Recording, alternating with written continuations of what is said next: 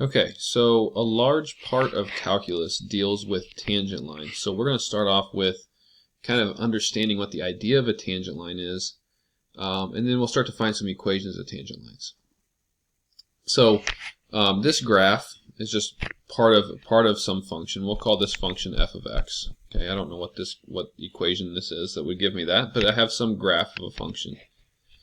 And what I want to know is I want to find a line that's going to go through this point on this graph that only hits that graph at that one point and doesn't cross through my graph again. Okay, and so what that is what we're going to be able to find about that is we're going to find the slope of that line, and that's going to basically give us the average rate of change. That's going to give us the instantaneous rate of change, which we'll talk about in the velocity video. That's going to give us an instantaneous rate of change, meaning what is the slope at this one point.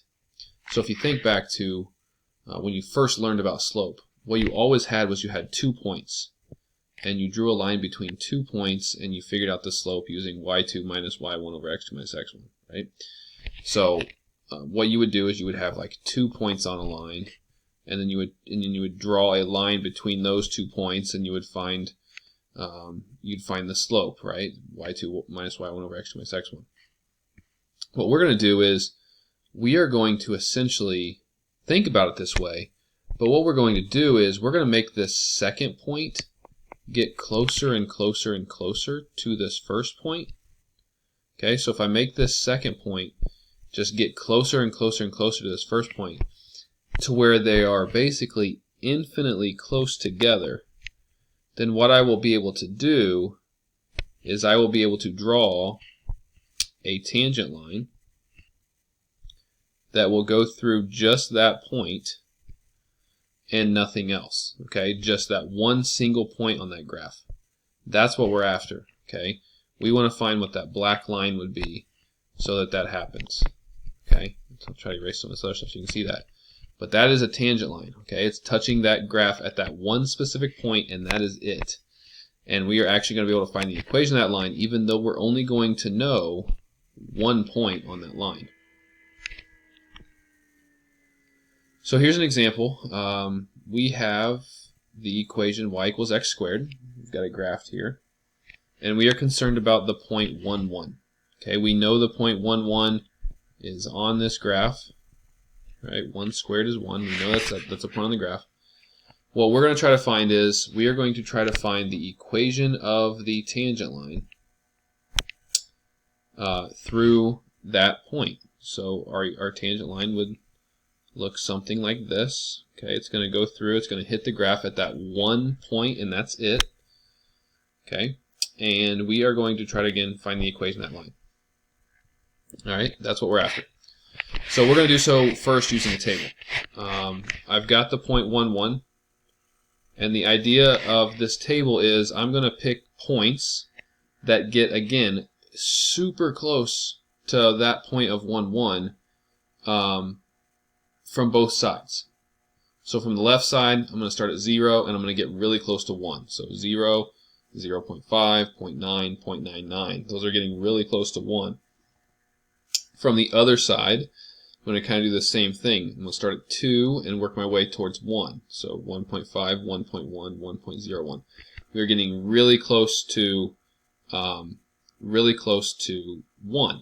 on both sides. Okay, you want to get as close as you can. What this table is saying is we are going to find the y coordinate, again using this function y equals x squared. First we're going to find the y coordinate for all these x's. And then this last column is we are going to then find the slope of the line between the point 1, 1 and each one of these other points. Okay, so that's what this MPQ means. It means we're going to take this point 1, 1 every time. That's going to be one of our points. And we're going to take the other point that's given in the table, and we're going to find the slope between that point and the point 1, 1. And we're going to list that here. I want to use Desmos to help me out with this a little bit, and I'll show you how to do this. It's really kind of convenient. So we have the function y equals x squared. If you type in a function and then you hit the settings, and you can make this into a table, and you can edit this table. So we had values of 0. So if I plug in 0, I get 0. So I'm going to put it here. 0.5. So I'm just going to go on down. It'll give me 0.25. 0.9. 0.81.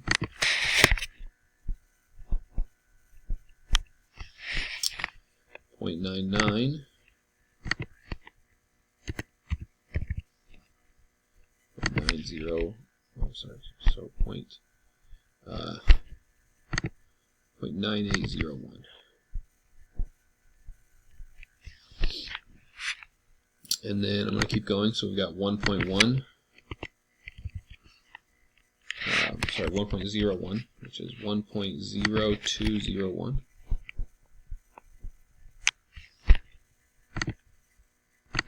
1.1 gives us 1.21.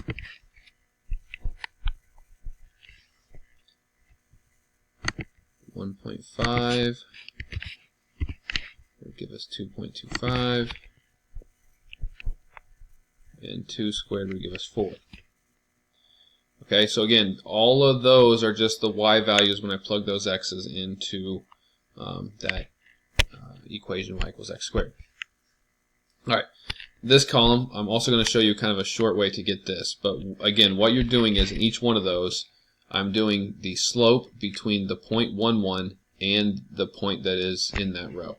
So if I was finding the slope here for this first box, I'm going to do y2, which is going to be 1, minus y1, which would be 0, over x2, again, 1, minus x1, which would be 0.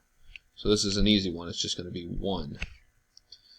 But I'm going to do that over and over again. So basically I'm changing the 0, 0 here and here. I'm changing those to 0.25 being my y and 0.5 being my x, and so forth.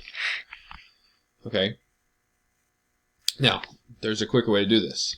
So every time we are going to have, I'm going to type in the slope formula here. So the slope using this equation, I know that one of my points, my y1 and my x1 are going to be 1. So on top, I'm going to have 1 minus, now how can I say the y value given the x? Well, the y was always given by x squared, right? That's how I found the y. I plugged x into x squared. And then on bottom, it was always 1 minus x. Right? So that's basically y2 minus y1 over x2 minus x1 every single time. And then I'm going to plug in those x's into this table. So, the first one we had was 0, and that's again telling me that if x was 0, that the slope using 1, 1 and the 0.0 whatever that y value was is going to be 1, and that's what we got there. The next x value was 0.5, so that gives us 1.5 as the slope between that point and the 0.11, and then we'll plug in 0.9. I'm just going to erase that, which gives us 1.9, and then 0.99 gives us 1.99. Now I can't do this one. I'll skip and I'll explain why. I'm actually going to start from the bottom down here. So if we did 2, we get 3. If we do 1.5, we get 2.5. If we do 1.1, we get 2.1. And if we do 1.01, we're going to get 2.01. And why I can't fill in that middle table, that middle one, is because that would be the slope between 1, 1 and 1, 1, which would give us undefined. It would give us 0 divided by 0, right? So I can't do that. It's very important that you realize that you can't just find what that would be, because it's going to be undefined. And that's not what we're after. What we are after is what would be the slope of the line through only that one point, not that point and a point really close to it. So the idea is, as my x values get closer and closer and closer to 1, and we're doing that from both sides, we're making them get really close to 1 on both sides, what is happening to the slope of my line between the point 1, 1 and that other point as that other point is getting really, really close to 1? So the idea is, what is happening to my slopes as I get closer and closer and closer to that single point of 1, 1? And you should be able to say, by looking at this table, that they're getting really close to 2. Right? I can make those points even closer to 1. I could do 0.999 or 1.001, and I would get something even closer to 2. So the idea is, as those points are getting closer and closer, their slopes are getting closer to 2. So that's going to tell me that for my tangent line, we're trying to find the equation of a tangent line. It's a line, y equals mx plus b. Right? And we already drew that line. It's this blue line here. I know that my slope of this line is going to be 2. Because that table tells me that. It's getting really close to 2. I know that that slope is going to be 2. And then at that point in time, you could use the point to do point slope, or you could find, with y equals mx plus b, whichever one you want. The point is 1, 1. The slope is 2. Write the equation of the line. So if you did point slope form, you would get y minus 1 equals 2 times x minus 1. Or if we went ahead and distributed and combined like terms, and we did this in slope-intercept form, we'd get y equals 2x minus 1. And that is going to be the equation of that line. Now this, we drew one pretty accurate here. That means that my y-intercept is -1, which, yep. And then it would have a slope of 2, so if I went up 2 and over 1, I would go through the point 1, 1 from there. So that is our equation of the tangent line. And again, we did so just by finding that table and taking that second point along this parabola is what we're doing. We're taking the second point along the parabola and making that point get really, really, really close to the point that we are concerned about.